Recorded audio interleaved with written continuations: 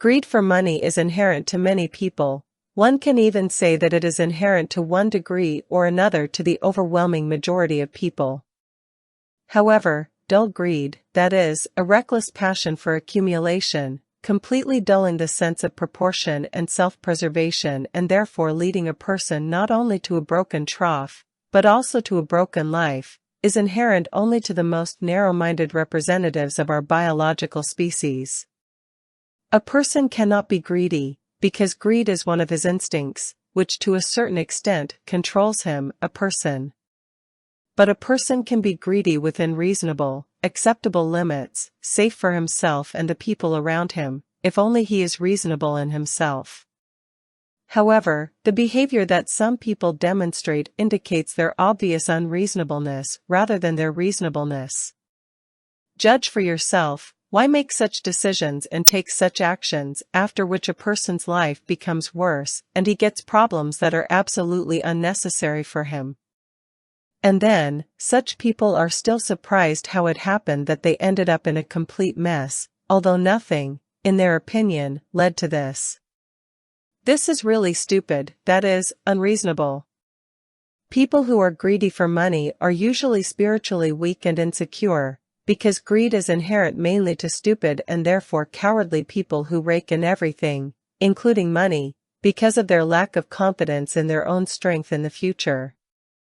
Of course, money must be respected, appreciated, and in the end, it must be loved properly, that is, loved within reasonable limits, so as not to be dependent on it.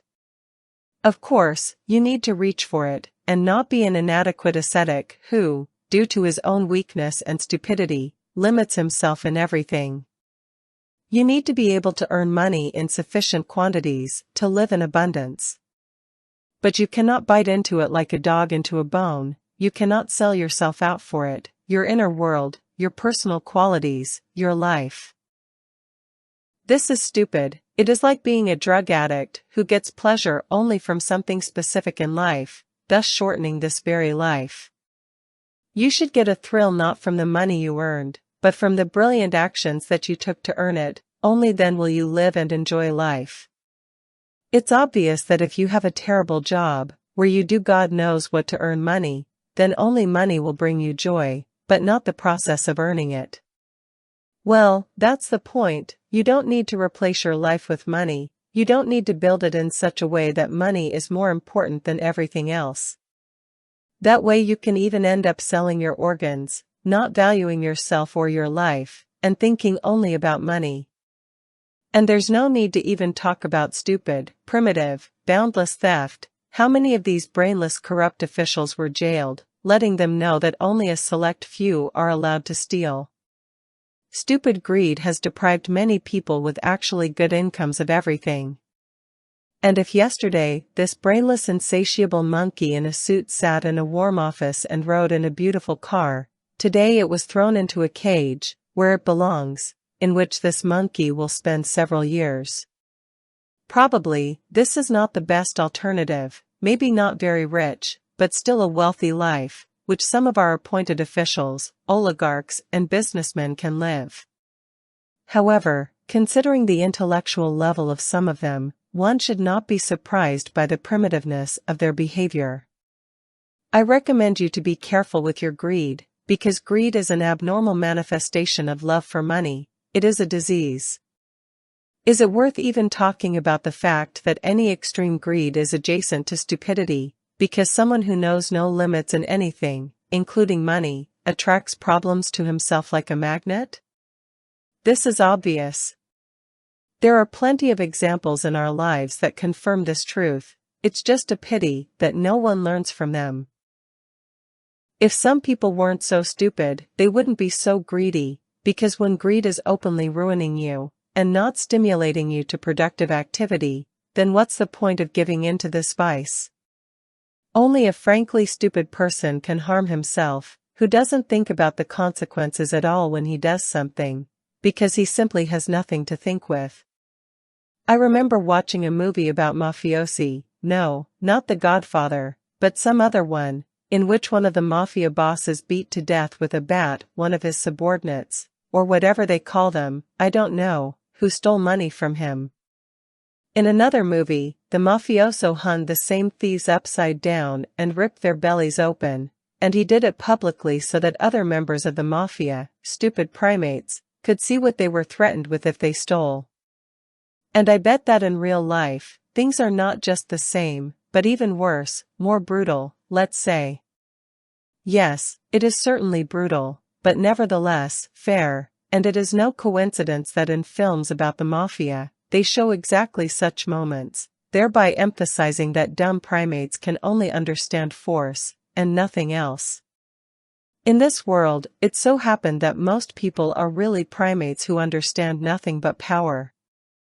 We are used to considering ourselves as rational beings. Some people even consider themselves very smart because they know a lot.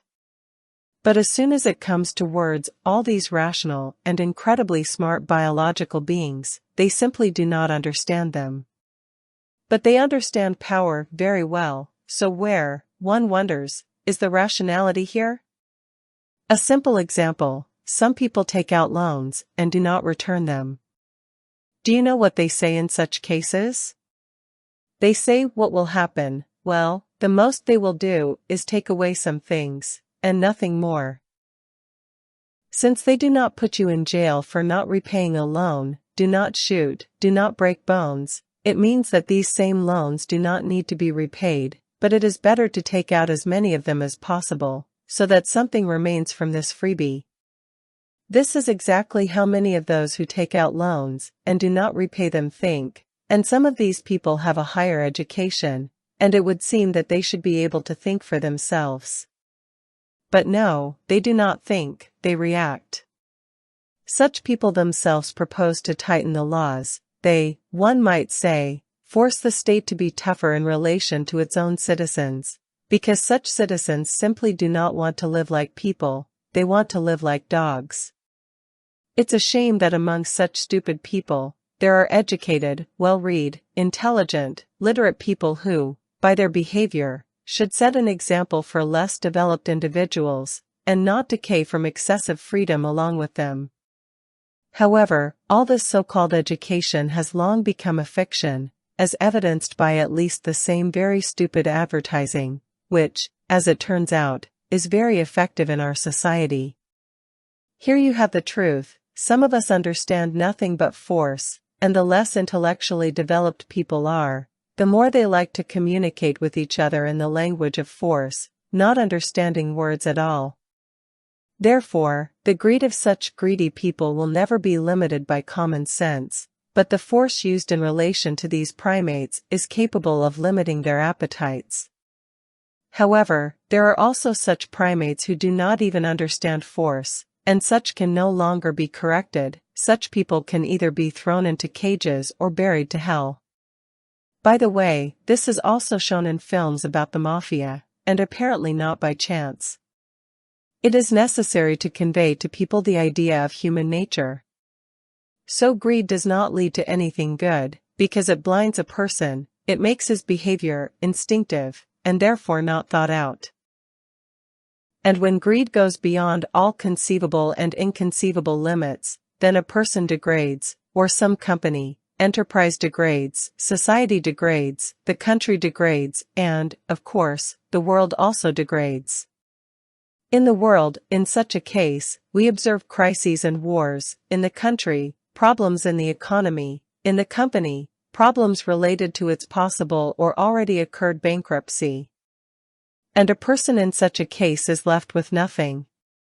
Therefore, when I read news in a newspaper or on the internet about the deplorable state of the economy in a particular country, I understand that the whole point is that someone has lost their sense of proportion and thereby brought the state of the economy in this country to a critical state. Greed, and more greed, and in addition to it the incompetence of those who keep order in the hut, that's the problem. But there are no problems in the economy. The economy is an abstract concept. These are simply laws by which resources in society should be distributed, and these laws must be observed, and not just have them on paper. Some people often say, when will they, meaning those who know how to live well, finally get drunk?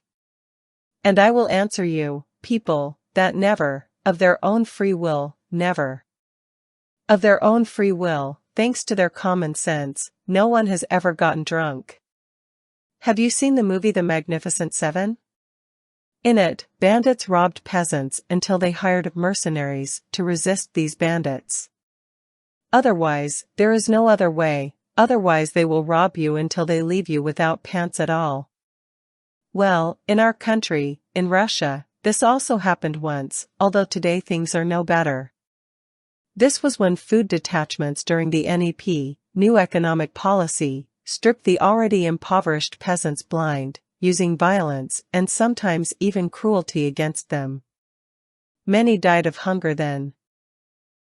And who, one wonders, could the peasants ask for help if the bandits were the state of that time, which had arranged a bloodbath for its own people? Of course, the peasants staged rebellions, they tried to protect themselves and their families, but can a person trained to hold a hoe effectively use a gun to fight for his life and the lives of his loved ones? Only another bandit can deal with a bandit, remember that. Or, as Karl Marx said, in politics, for a certain goal, you can make an alliance even with the devil himself, you just need to be sure that you will deceive the devil, and not the devil you. In our case, it is not so much about politics, but about our own safety and well-being. In the fight against evil, all means are good, you understand, all. So I think we should learn from our history so that in the future we do not allow other people's greed and ambition to do whatever some insolent members of this very society want with normal people working for the good of society. We cannot indulge other people's insolence and recklessness, either by agreeing with them or by remaining silent. Greed destroys those it overcomes, and it will destroy those it is directed against even more. Sometimes it seems to me, given my life experience, that in order not to be a thoughtlessly greedy person, it is necessary to go through poverty and the humiliation that comes with it. Otherwise, a person cannot value what he already has in his life, what he took from this world, which is full of people like him who want to have everything and in large quantities. If you do not record success through your satisfaction with it, and most importantly, through the realization that you already have something valuable, then greed will take away from you everything that it has given you. I once learned this lesson, and I really hope that I have learned it. But I watch the green boys and girls who begin to bend their fingers already with an income of $2,000 with a smile, because all this cheap coolness will sooner or later be replaced by disappointment for these kids. However, they will get their moment of glory, but only the most sober-minded people can count on more. Any actions that we perform in this life must be somehow justified by us, we must understand why we are doing what we are doing. If you are trying to grab as much of everything in your life as possible, then just ask yourself, why do you need all this? What are you going to do with it? You need to understand what your greed, if it takes place in your life, is pushing you to. Greed forces a person to make serious mistakes, it blinds a person, makes him inadequate. And the problem here is not that you just need money, the problem is in the way you are going to get it and the amount of money that you are trying to master, not having enough strength for this. Some of my friends, I remember, argued with me, proving to me that such a concept as social justice and more or less social equality are things, firstly, absurd, and secondly, absolutely unnecessary in our world. They say that those who don't know how to spin, let them die of hunger, and those who do, will get everything and in large quantities. Like, we should spit on the poor and dissatisfied, they deserve their problems, they deserve their suffering, they deserve to be poor. This is what it means, some people don't know how to think systematically, and are guided only by linear thinking. But these people live in a country in which 2 revolutions took place in the course of 100 years. It is not surprising that with such an attitude towards people, from such smart guys who, you see, know how to spin, our Russian economy is in deep anus. Every person who succeeds in this life owes his success not only to his brilliant thinking, the genius of which no one in their right mind is going to question, but also to those losers who serve as food for him. What is meant is that poor people provide wealth for rich people. The point is that all losers, all poverty, is a branch on which a rich person sits, living at the expense of this poverty. But is it possible to saw off the branch on which you sit? Of course, you can saw it off, but then you have to be prepared, firstly, for serious social upheavals, and secondly, for the fact that you, so smart and resourceful, will also be gobbled up or pushed below the baseboard by other, even more resourceful people. And when this happens, dissatisfied fugitive businessmen, who have settled mainly in London, tell us something about social justice, human rights, about the laws that must be observed in order to build a normal society. And did you yourself live fairly? Did you yourself observe the laws, respect the common people? Did you not indulge in your strength? Did not exceed your authority? Did you observe human rights? I agree that we must live like human beings, but we must live like that, first of all, ourselves, and not point it out to others, the wrong people. A normal, sensible person does not need any social upheavals, especially the hearts and minds of those people who live very well and who are happy with everything do not demand changes. Changes are wanted by those people who have a bad life, and sometimes they manage to pull off these changes. And you and I know that all these changes are accompanied by a number of social problems, which, among other things, include the redistribution of property and spheres of influence.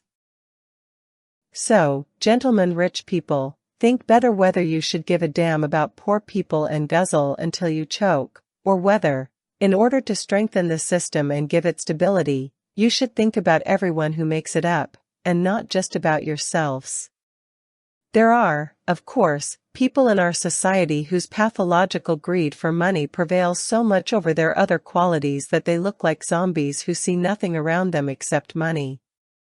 Such people can achieve success in life, they can achieve wealth, fame, but at the same time, they will always be preoccupied, because their mission, which they have chosen for themselves, is the pursuit of money, and not the enjoyment of life, including at the expense of this money.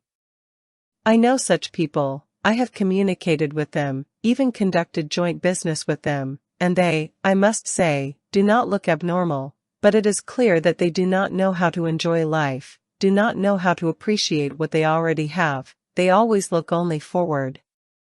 And what do we have ahead? Well, besides even more money, which we, of course, will definitely earn, steal, or somehow else attract to ourselves. And ahead of us is death.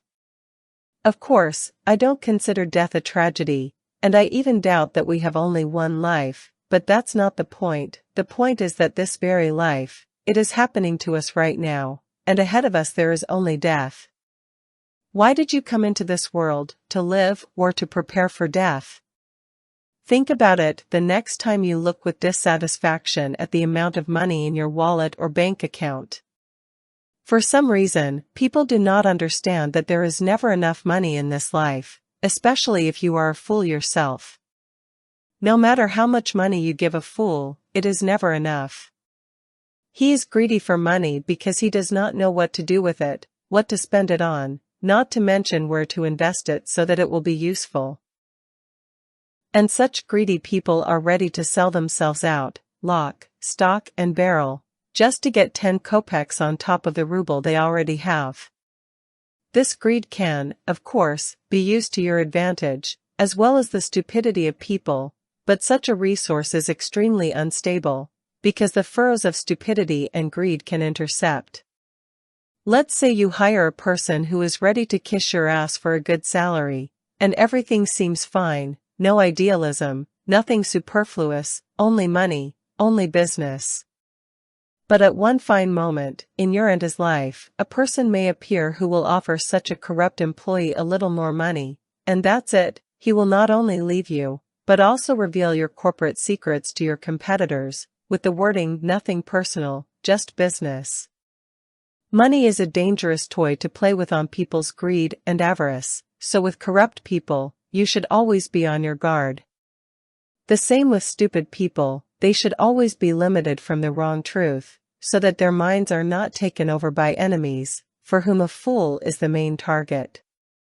This is how we live. On the one hand, corrupt and stupid people are a blessing for those who exploit them, and on the other hand, this venality and stupidity need control, so that no one buys off or convinces such people.